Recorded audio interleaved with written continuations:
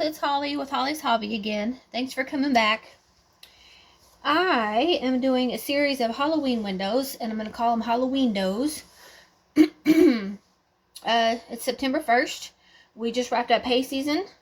Billy and I just got in he's out in the shop cooling off. I'm in the house, and as you can see, I've base coated a background. I got a spook house ready, and then there's actually a tree on the other side, but there's a glare. So I'm going to do that part later.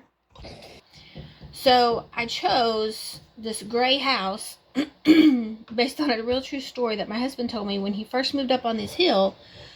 Before we ever met, he lived in on the hill, and there was a big giant oak tree. Oh, I'm sorry, it was a pecan tree, like 100-year-old pecan tree. And anyway, he was telling me that he would hear banging at night with the shutters banging against the house that he was sleeping next to, and he thought, I just can't do that. He worked a couple of jobs actually, and he wasn't getting any rest, and so he went and one day decided to take all the shutters off the house so that they wouldn't bang no more, and he thought he was going to get a full night's sleep. And lo and behold, true story, I've never known babe to lie, he went to go to sleep that next night, and I'll be damned if there wasn't the same banging, just bang, bang. And from that moment on, he's like, nope, I'm out of here. And he moved. He literally moved on down the hill, and that's where we have the spot of land we have now. So I jog by it sometimes at night, and I'm always get a little bit heebie-jeebies. Alright, so I got the base coat for this spook house, like I said, and we're going to have a little bit of light in the windows. And then for all you Beetlejuice fans, I drew the door and then knocked 3 times, and we'll see what happens. Okay. Alright, so we're just slapping on a little bit more gray paint. I've let this completely dry, and instead of doing reverse painting on this episode, I'm going to show you how to, I call it scratch art. I really don't know the technical term for it. I should. But you just take an X-Acto knife or whatever you have handy that's sharp, and you can scratch out what you need to get the appeal you want. And I'm super excited about it. Like I told you, Devils in the Details is not for me. I like to rush things on and enjoy it. And with this, if you don't do it right the first time, you can always go back and add more detail with that little scratcher, or take it away. Take away detail too. Anyway, I really appreciate whoever introduced me to this. I don't remember who, but I remember when. It was around Christmas time, a long time ago, probably, God, I don't know, when I was a kid. And we had done window painting for a business, me and my mom, and there was that spray snow that you do. And I remember somebody etching into that snow, and all of a sudden, like, the face of, I think it was Father Christmas, appeared through, and I was like, oh my God, I never even saw something like that before. Maybe y'all have. I've been around a long time, but I also don't get out much. So anyway, that's where that theory came from, and I thought, well, I wonder if I could do that with paint. So I painted a pirate ship, and where all the masts and sails were, I went ahead and just scratched off a whole bunch of empty space, like they had been blown through with the bullets and cannons, and that was phenomenal. And in fact, that was one of my first pieces of art I've sold for, I think it was 100, and I loved it. It was well worth it. Okay, so the house is painted, and I'm gonna let that dry pretty good. I'm gonna go ahead and do a base coat on the roof again. It's all splotchy, and then when we get ready to, I'm gonna actually start and paint sideways on parts of this, because that's how I want the slats to look. Okay, let's work on that roof a little bit. So we went in with a light brown. I'm going to go in with a little bit darker brown and carry that into the roof. I wonder what the dogs are barking at. I just got in the house myself. What is it, about 4 maybe? My husband wanted to go plant his food plot for the deer to come up this year, and we went out there with the tractor, and lo and behold, if his doggone deer stand hadn't been blown over again, And it's a substantial deer stand. It's not like it's a piddly one. So we must have got some pretty high winds back one night. Okay. Bear with me. My paint's getting stuck.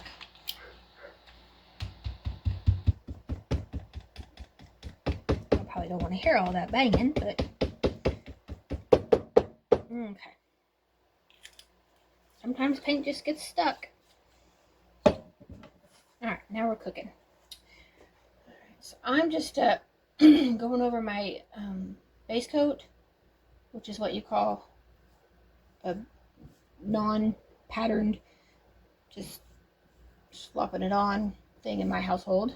This is where we start. This is your base layers. I've eyeballed all of it, so it's probably not exact. And that's how I like it. Well, we're talking about Halloween. I love the fall. I love Halloween. I love Thanksgiving. I love all things autumnal, however you want to say it. And that stems from being from a childhood memories, honestly, from nostalgia. I remember distinctly my mom, well, back in the day, we never knew that we were poor till somebody told us. And I remember one of these kids at school told me I was poor. I didn't know. But we were talking about Halloween costumes. I think I was in like 2nd grade, 3rd grade. And my mom said, well, what do you want to be? And of course, I wanted to be She-Ra from Masters of the Universe. And I'm probably aging myself here. I am in my mid-40s. But for those of you who don't know, she was the shit back in the day. And my mom was like, ooh, how am I going to do that? And she was always really good at hacks. And she got a cardboard box out. She said, say no more. Got a cardboard box out. And I thought, how in the world is that going to turn into She-Ra? But it did. It really, truly did. I was in 2nd grade. I think I was about 7. And lo and behold, she put a white sheet on me, trimmed it up, sewed here, sewed there, added a little bit of glitter, cut that cardboard box into a belt, spray painted all of it. And I had everything I needed to fight off the forces of darkness and evil. It was amazing. And to this day, that's still my favorite costume. And I've had quite a few doozies. I remember being older and I thought I wanted to be a mermaid one time. Way old enough to know better. And we ended up painting scales all over my skin. And it was a bad idea because I didn't know that my skin couldn't breathe. And I about had a heat stroke. It was dumb. I just didn't know. I know now though. Alright. Okay. So that's our next layer. I'm not quite sure what color I want the door to be. I'm still kicking around red versus brown versus black. And I think I'm going to end up with red. I think I'm going to make an executive decision right now. Just make it red. If not, what do we do? Just paint over it. It could all be fixed, right? That's right. So I'm going to do like Elizabeth Arden and paint the door red. Anybody who knows her, she's famous with makeup. Okay, so once we do this, I'm going to come back and I'm going to start doing the grasses and the ground because, actually, I'm so wrong. I retract that. I'm sorry. I got to thinking about my layout. I need to do that last because that's going to be on the front. I'm going to come back and do the slats of the building because I'm going to end up painting over some of that with the grasses. So forgive me. And then I guess we'll do the trees and stuff last. I told you my favorite costume. You guys should tell me yours. Send it in the comments what your favorite costume was when you were a kid, or if you have a kid, or even a puppy, and you decorate your animals. They're kids too, right? Absolutely. Okay, we're going to let this dry for a little bit, and we'll come back and see you in a minute. So I'm back, and we have the base coat is dry, and I wanted to introduce this painting as the composition is going to be a style called folk art, and that's literally the art of the folks. I just grabbed a couple of browns and blacks, and I've grouped the 3 colors together on my palette. I like to do similar colors together. That way, in case you accidentally pick up one color, it's close to the same in the family, not to polar opposites, to prevent boo-boos in the future. Anyway, okay, so folk art, which is art of the folks, is characterized by, it's very simple, it's uncomplicated, a lot of blocks, bright colors, it's whimsical. You might think of Van Gogh by Starry Night, the one with all the bright blue and the swirls. I'm just going in and dragging a little bit of brown across, and then eventually a little bit of darker black, so that I can make slats for the wood, the barn and the house. Alright. Okay, anyhow, there are 2 predominant people responsible for folk art, I want to say. They have a lot in common. One is Clementine Hunter, or Clementine. Another one is Grandma Moses, which you may have heard people say you move slower than Grandma Moses. They are from the 1800s. They both lived to be 101. Which I attribute, especially in the 1800s, that's a longevity of life. I attribute a lot of that to their painting and picking it up later in their lives. They both started to learn how to be self-taught and painted their own methods, which is why it is simple and uncomplicated, because they were self-taught.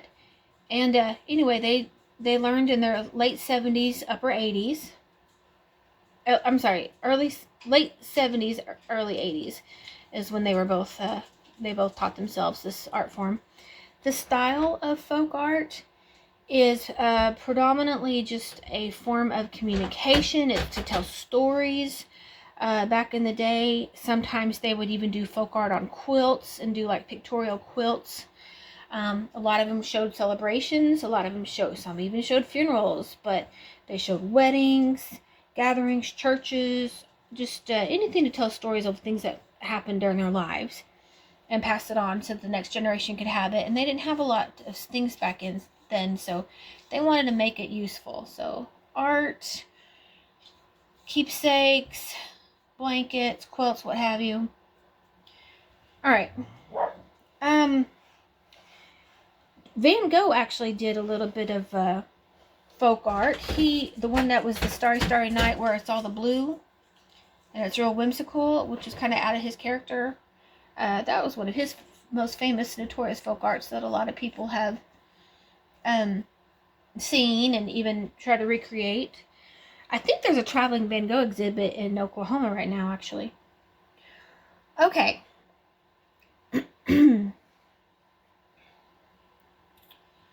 So Grandma Moses, we want to make something that she'll be proud of today. We are doing a little bit of low lights, which I am going to use a floating technique. That's where you completely clean your brush, no paint, nothing on it, just water. And then you're going to dip one angle of the brush in a dark black or dark brown, however you want. And you're going to push it on the palette until it just kind of bleeds off a little, like a ghost trace. Dip it again. Clear it off, the excess, and you're ready to go. Okay, think of it as eyeliner for the picture. We're going to make things pop. You're going to take the side that has the paint, the angle on it, and put it towards the subject that you want to highlight or under, or shadow. And you're just going to repeat that process. A little bit in the water, a little bit on the canvas to dip off the excess, and bring your brush all the way through. That's going to give you the shadow effect that you're looking for. And, you know, folk art being so uncomplicated and easy that the everyday person can do it, it does absolutely lend itself to the possibility of just being kitschy, muddy, there's no mistakes, no such things as mistakes in this. We're going to do this Eve. Popping into this corner.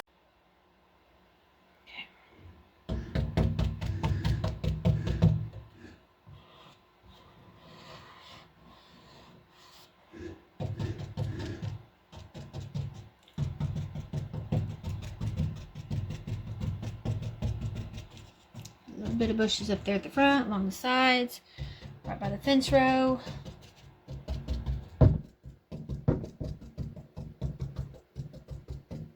Cool. Cute. Okay, we're going to let that dry for a little bit. I'm going to start working on this tree that I have going on.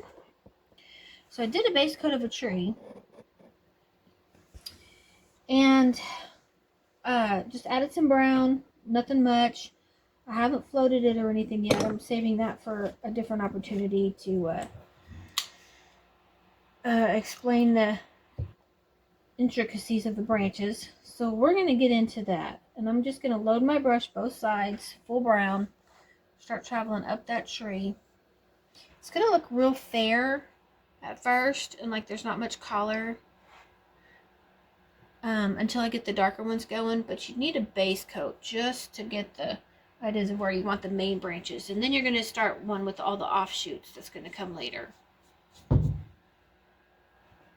I like to make it look woodsy. A lot of strokes in there, a lot of layers of paint. Let it get built up.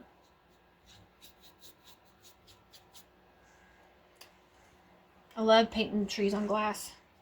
Love it. Okay, let me get a little bit darker brown and start making the intricate branches. And we're going to definitely utilize our medium brush and our script liner for that. As usual with the script liner, you want to make sure you have a little bit of inky paint. Definitely, I group my three paints, my 2 browns and my blacks together on the palette. Okay. So first we made a couple of bolder strokes with the bigger brush, the medium brush, I'm sorry, just as placeholders to show where we want the branches before we get our offshoots. I like to carry them all the way over. See, we're going to have another tree on the other side, so I'm going to wait for that. Okay, so I'm going to go in with this, my script liner, and start doing the offset branches, the off peaks. A couple here, a couple there, a couple there, a couple here.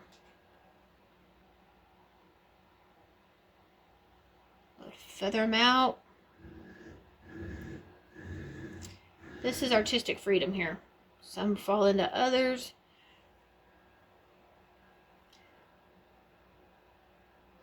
Bring them all the way in. Give them a little bit of root support. I personally try to start here in the middle and then bring them out off the branches as a normal tree would. But my mom says her technique is easier to start at the outside and bring it in as she goes. Whatever makes sense to you. Sure painting, it's your world. We just live in it. Trees are going to take a little while. Got to give it the time it's due. The credit to make it go through is well worth it in the end, because they add a lot of interest to your picture. All the little cragglies.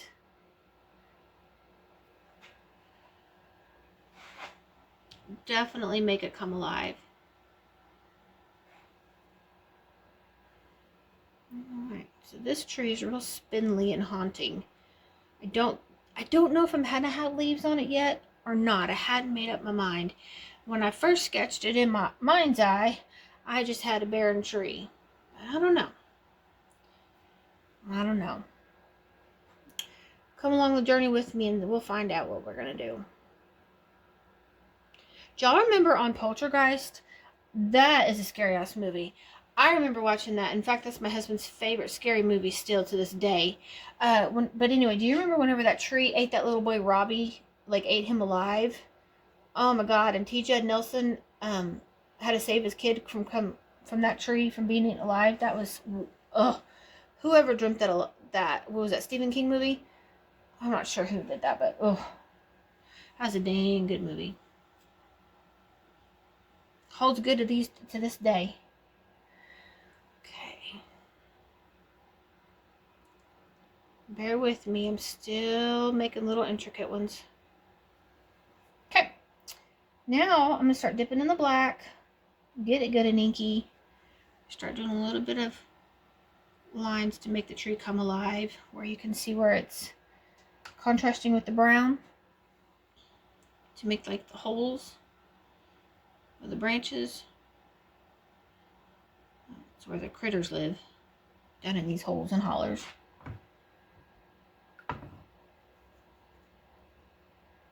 Out here where I live in a prairie, so we don't have trees out here. Now on our pasture land we do, for the cows to stay under for shade. But here in our, like, we're around our acreage where our house is, none. And so when we very first built this house, Billy planted some trees, and unfortunately these bagworms ate one of our trees, and it was a pine tree, so we had 3 of them. And they were just about to get up under the power lines, and we were just about to trim them back, and they were so beautiful, and then the doggone bagworms ate them, or some kind of a bug. I don't know what it was, but it was a bad deal about 3 years ago. It just broke my heart. I hate that. Okay, I'm just going to carry the lines on down here, make it look like a little bit of a tree pattern.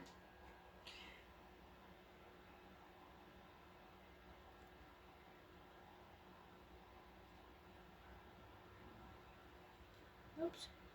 Oh no! What does Bob Ross call that? A happy little accident? That's an unhappy little accident. Alright, luckily that glass is very forgiving. We'll fix it. Also, just FYI, if you do have an accident that you just can't fix like that, a little bit of Windex will go a long way, as long as you haven't sealed your window as a final finish. If you've sealed it and something happens, sorry about you. Okay, I put a little bit of black on the scragglies, and we'll move on.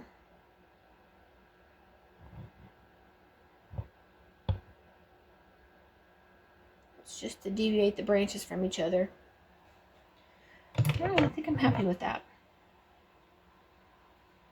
Well, she's coming along. Overall, I have to paint another tree on the other side to, I like to balance my compositions. I like symmetry. I really do like symmetry in my pictures. So I'm going to go ahead and paint another tree on the opposite side.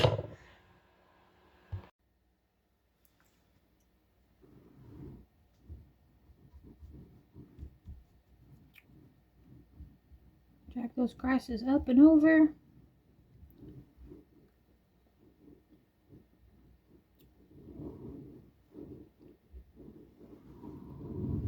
Alright.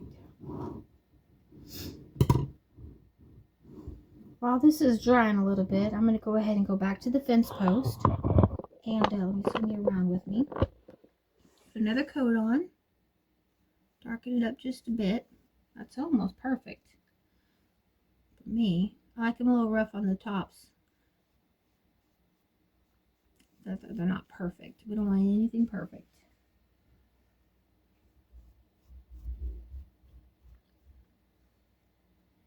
If you do, Holly's Hobby is not the place for you. Holly is not perfect. Okay.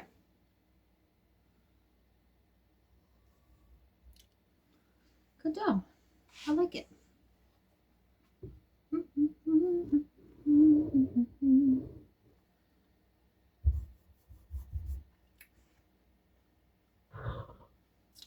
Okay, I'm going to dip into the lighter green, the lightest green, and start adding my light grass in there. I take it from about 1/3 of the way up of the other grass, just so it touches the top ends. Blends it in. And don't worry if you miss it a little bit. We're going to go back over with the other green one more time, the medium green, just to blend it all together, because this can get, muddy, I guess. That's the right word.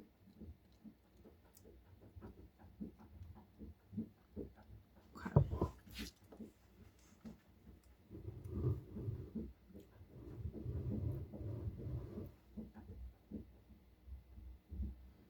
When it dries, it looks really good, especially from far back. They call that the Monet effect. When it looks Up close, it's kind of a big old mess, but far away, it looks really, really good.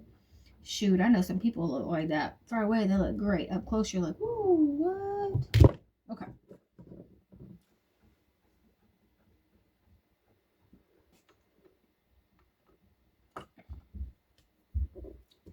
It's starting to come along, folks. Stick a little bit of greenery across the fence posts. And then we're going to grab this grip liner. Start doing a couple little tendrils. I don't know what's growing here, but something's growing over it.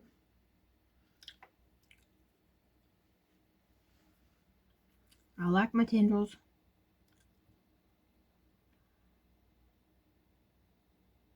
There we go.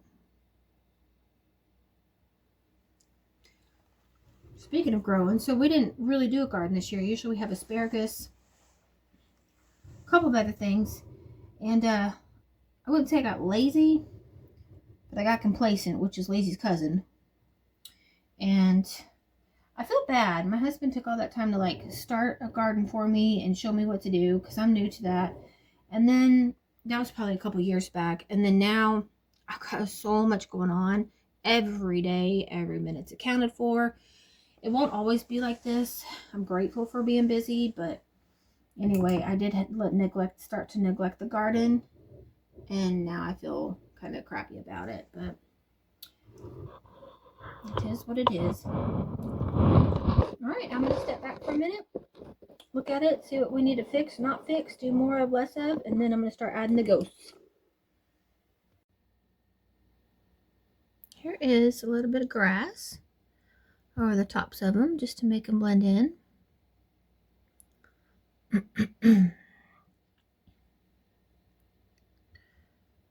Debating on putting who lies where, but you can't have an unmarked grave. That's bad luck, right? There we go. Maybe this one pops up a little bit more. Cool, cute.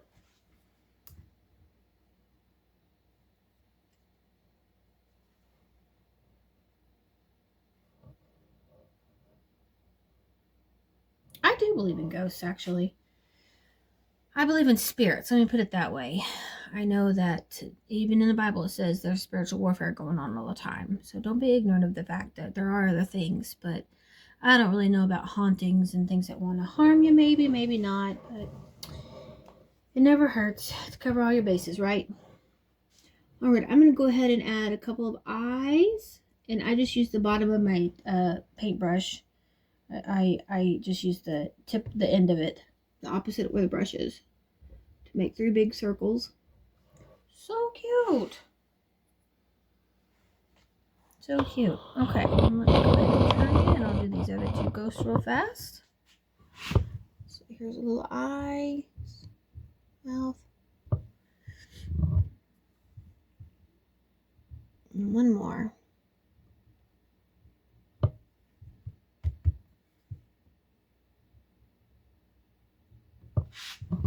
I hope whoever buys this likes it as much as I enjoyed doing it. It was cute.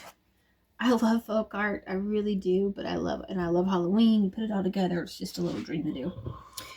All right. I am going to put a few words into whoever's graves these are and sign this and come back with the final shot.